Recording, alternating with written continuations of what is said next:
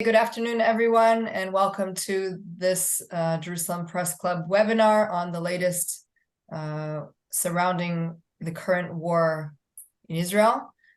President Biden's visit yesterday, as well as his quick support for Israel's explanation for the Gaza hospital strike, have reiterated the level of support Israel has thus far enjoyed from the West. However, with nearly 2 weeks since the Hamas onslaught against Israelis and continued aerial action in the Strip, this credit might eventually run out.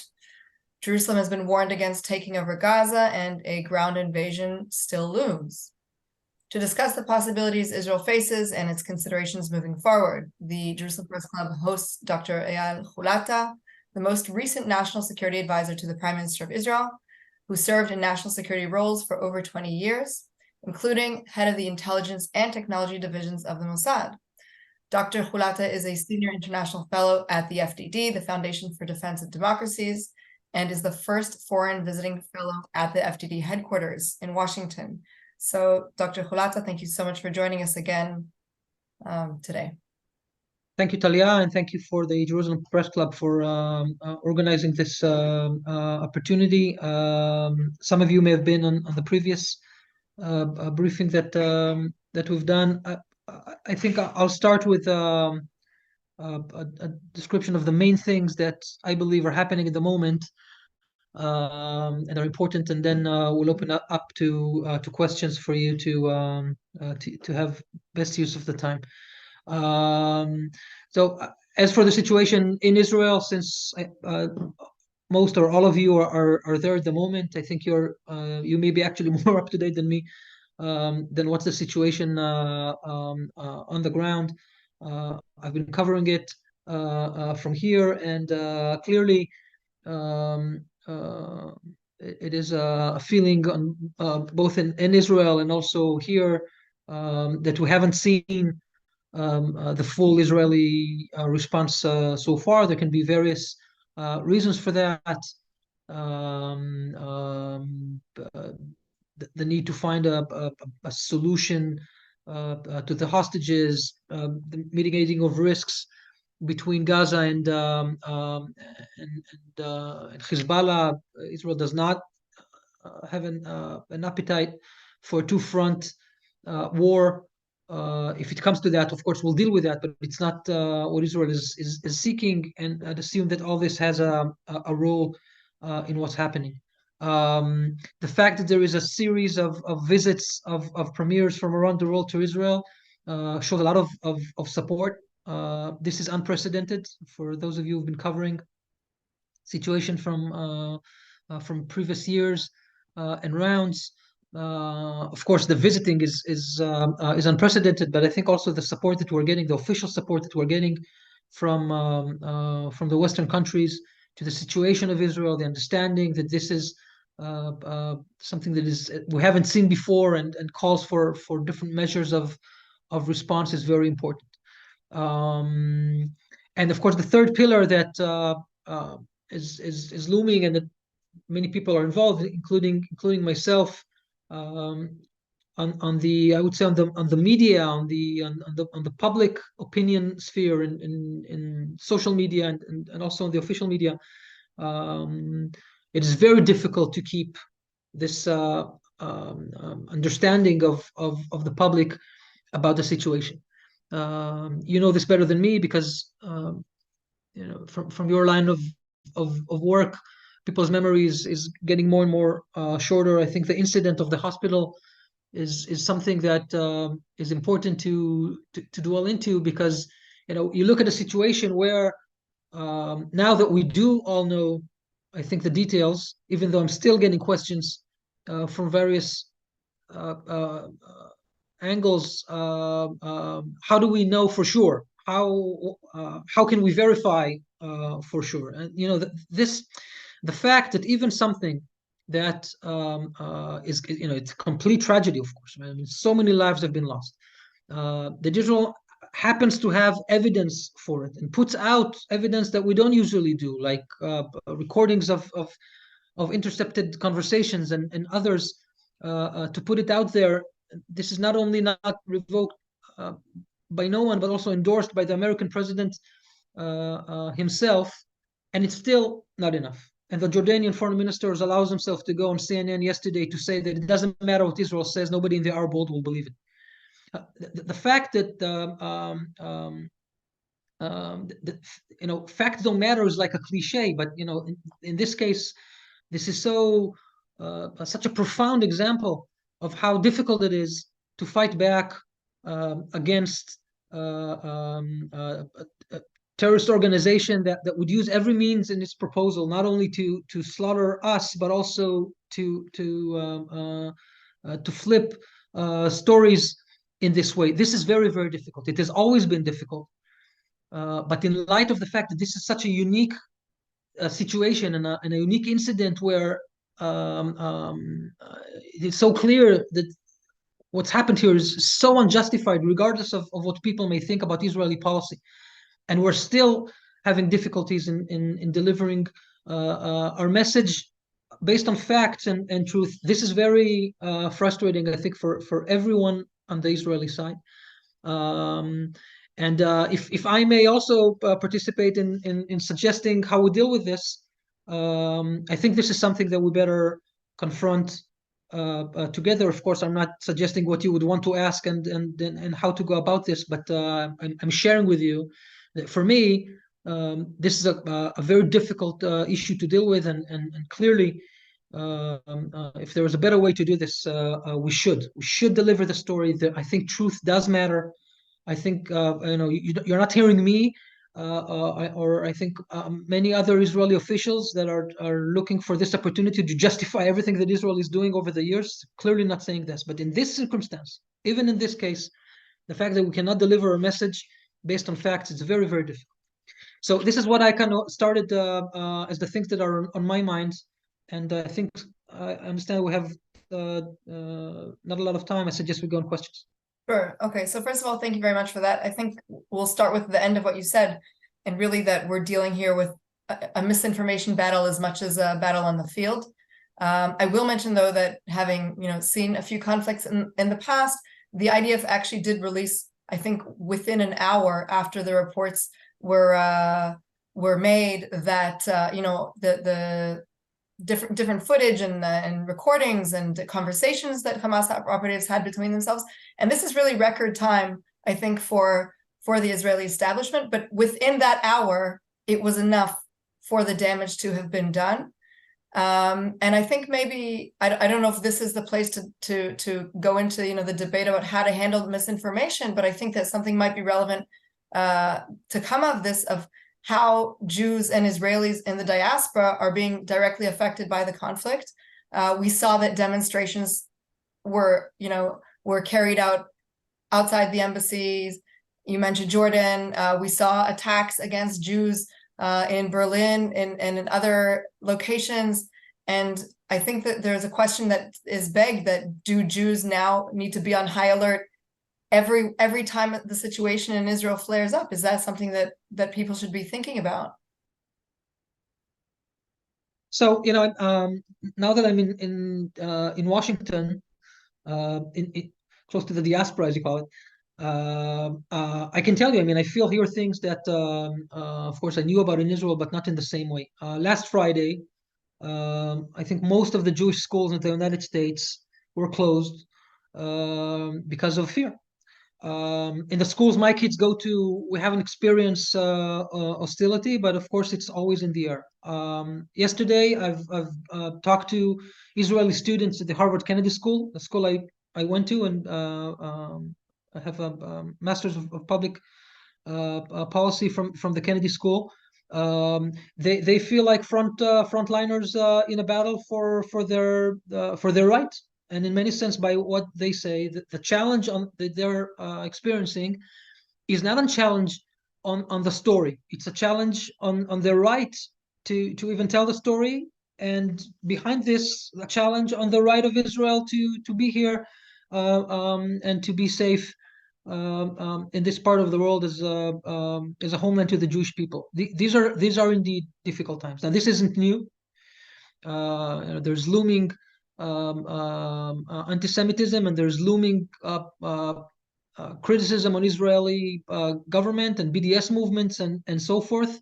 the reason I put this out, I'm not trying to piggyback on this occasion, but the fact that even when this happens, we're getting so much criticism, I think, puts a lot of significance to the fundamental issues behind this. This isn't a tactical issue about this kind of policy or that kind of policy. This is something that is deeply embedded in the thinking in circles in the West.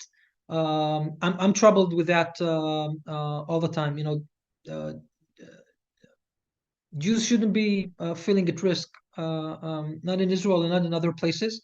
And as I said before, this is not to justify everything that Israel is doing, but we're clearly in a bad example of this, both in the coverage of Israel, but also in the feeling of the communities around the world. Very clear, and I think it means a lot when the former national security advisor of the state of Israel has such strong words about the condition of Jews around the world. We're going to take the conversation a little bit back to Israel, back to the Middle East. One reporter is asking specifically about the issue of what alternatives Israel has if a ground invasion is indeed on the shelf at the moment, as it appears to be. What are the other alternatives that it has vis-a-vis an offensive on Gaza? Right. So I don't want to get into too many details about the operational options, but clearly the IDF has a host of things that are relevant to be done in such a condition. First and foremost, the last time that we're in such a conflict in Garden of the Walls, Israel has conducted the entire operation without a ground maneuver into Gaza, and were able to inflict damage on a lot of Hamas's infrastructure. But of course, there's a limit to what you can do only from the air, especially in a such heavily populated area as we're experiencing at the moment. If the areas where we need to operate are not evacuated with civilians, and Israel will continue, and it should continue, and it does continue, to be mindful of limiting hurting civilians and unintentional strikes to the best it can. This, of course, puts some restrictions on what the IDF can do at this point. So I'm not sure why are they waiting for and in what way, but I can see that the time is used to inflict as much damage as they can from the air, and I would assume that they're planning other issues such as surgical raids, operations intended to understand the situation of the hostages specifically, which are important, and other means of attack. So really, regarding the hostages, we've now learned this morning that there are actually over 200 captives likely in Gaza. We can assume that they're being held in different locations so as to make any kind of rescue operation impossible. Can Israel negotiate a swap deal while simultaneously trying to target the party it negotiates with, which includes infants? Or will Israel just have to Israelis and their families have to hold tight for many, many, many months until, one thing comes after another? You're on mute. Just 1 second. I don't know if that happened, but yes, now I'm not. So my response from the beginning to this was that snatching all of those people, babies, elderly, into Gaza is maybe the worst example of brutality of Hamas. This should have been completely unacceptable from the outset. And my argument was that Israel should not negotiate on this. This has to be resolved because this is something that is just undone. I have to say, and I also said this morning in an interview in Israeli radio, the fact that humanitarian aid is starting to be provided to Gaza through Egypt without the release of the hostages is not a very good sign. It means something also about the priorities of those issues to the other countries that have been dealing with this, and I'm very worried that we're not all viewing this as an issue that must be resolved immediately. Israel is in a tight spot. I mean, you cannot both go after Hamas and in intention to remove this threat once and for all, but also negotiate with them. You cannot do both at the same time. My hope was that Israel is not alone in this, and the international community will serve pressure on Hamas to release them without direct involvement of Israel. But as time goes by, it seems like this hope was not necessarily grounded realistically, and we'll need to see how to play that as well. This should have been a demand from the international community that while we provide, Israel gives its blessing to providing humanitarian assistance to the people of Gaza, a demand from Hamas to release hostages. The fact that Israel will not put very strongly is I think, disappointing. I'm not an official. I'm allowed to say this, but always hoping that there is more behind the scenes. Being in there, I know that usually there is more things behind the scenes, so I'm just hoping that we'll see them come to fruition. Right, I think we all are. One reporter is quoting a Syrian opposition activist that say a drone attack has been conducted on an oil facility in eastern Syria, housing American troops and a US base in the nearby area. If this is accurate, how do you view this development? Well, first, I'm not in the details of this specific incident, but it wouldn't be the first time that American forces in Syria or Iraq have been targeted in recent time. This may be the first one since the war started, but maybe this isn't also true as well. Look, I mean, I'm having difficulty in explaining the Israeli position, so not in a place to explain the American issues, but clearly the Americans need to make up their mind about how they react to that. In what way and when. The fact that President Biden deployed the Ford Carrier Battle Group is extremely meaningful in projecting force and projecting capacity, and also gave a description, I think, that was clear about his intention of how this message should be read by the adversaries of both us and the United States. And I'm sure the Americans took into consideration that the adversaries will try to challenge that. And clearly they are starting to do this. To what extent, trying to understand where the boundaries of response. They do this to the Americans. They also do this to us. Hezbollah is doing it for like 10 days in the northern border, trying to drag us in, while our responses, I think, are very calculated and measured, not to be drawn into another war that we're not interested in this way. So clearly they're challenging the Americans, and the policy will be need to put into action. I don't want to be in a position to propose how the Americans should respond to this at this time. All right.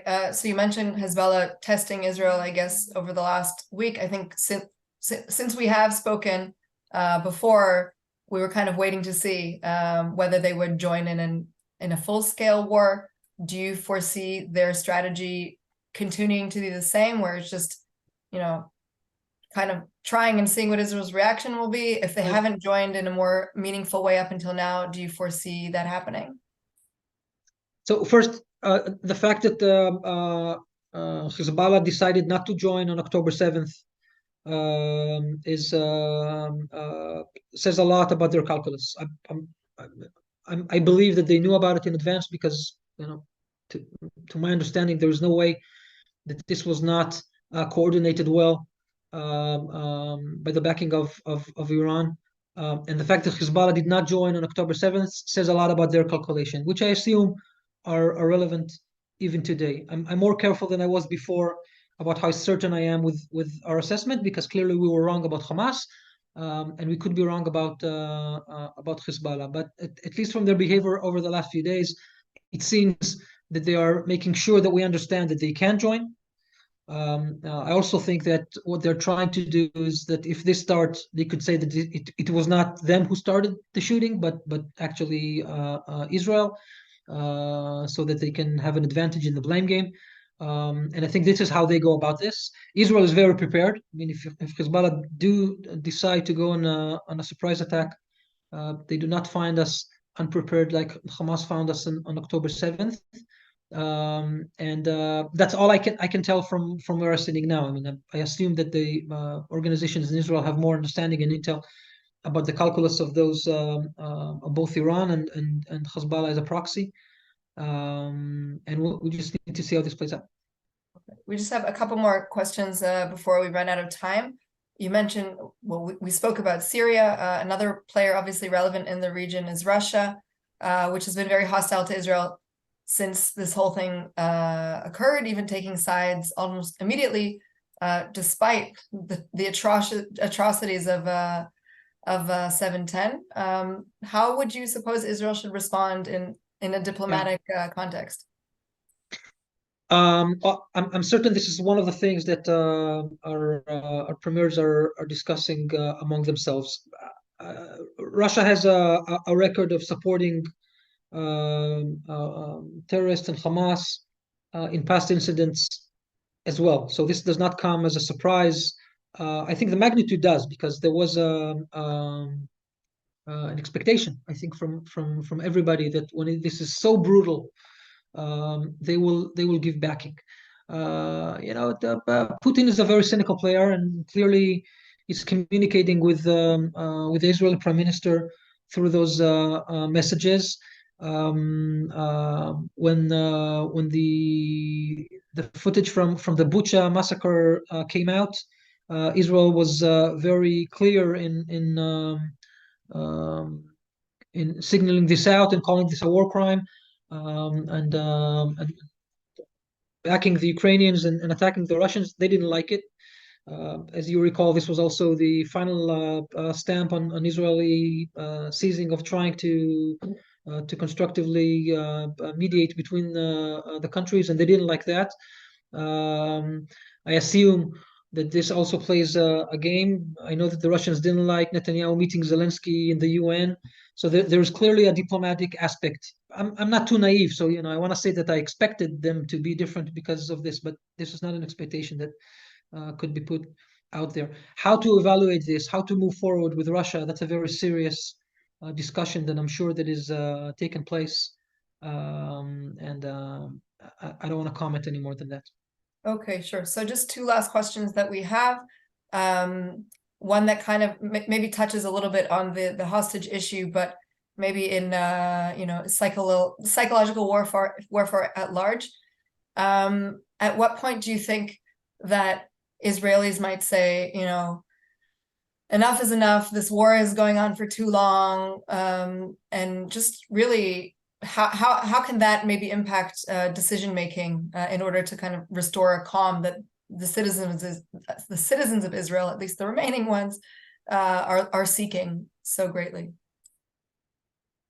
Well, what I'm hearing from Israel at the moment, and I think rightly so from the public, is a demand from the government to do what they promised and to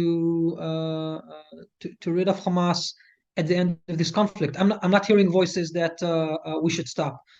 On the contrary, and I think that the fact that the public is giving such backing to the government means a lot, especially given the circumstances that we were before this war started. The society is as united as Israel expects in times of crisis.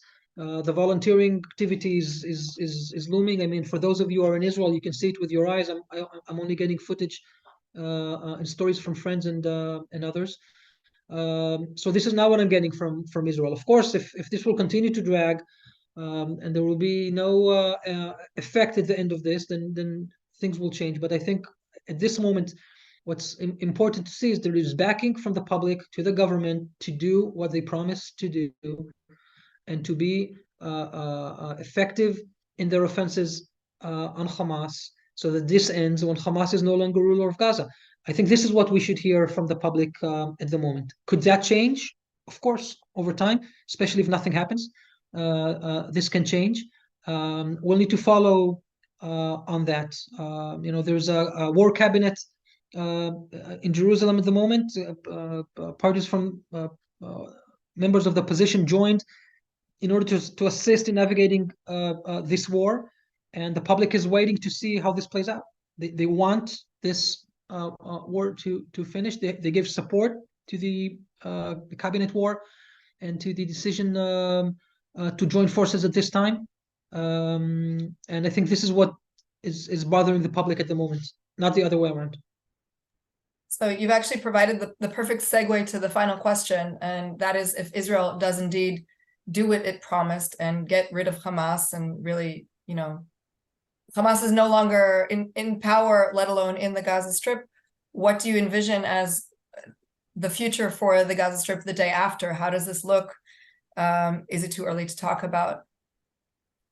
So I don't think it's too early. I think we need to talk about it, and I think the government should put their mind around it and create the circumstances and the setting for this to move forward in the right way. I think Hamas lost legitimacy to rule people, not only to be neighboring Israel, where they can damage us again. I think that they lost all of the legitimacy to rule 2.5 million people in Gaza. One of my arguments is that I think that the Arab world around it should also say this. When Hamas is inflicting so much suffering on their population, totally unprovoked and in ways never before, bringing upon an Israeli strike on it,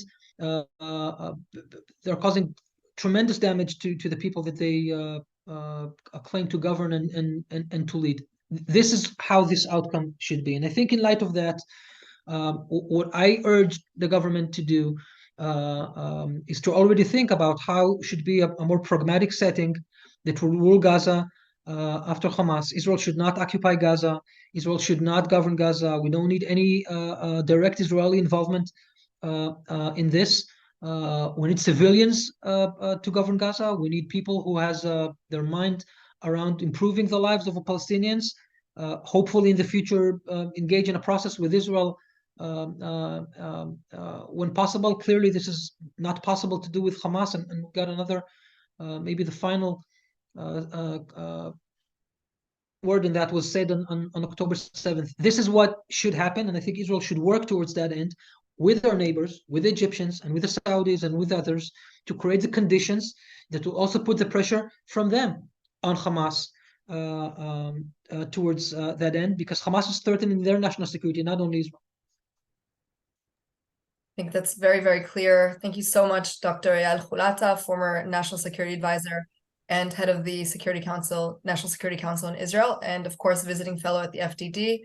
Thank you so much for your time, and hopefully we'll see you again next week, but not for too long, because we do want this to end at some point. So, yeah. Thank you so much. Thank you, everybody, for calling in.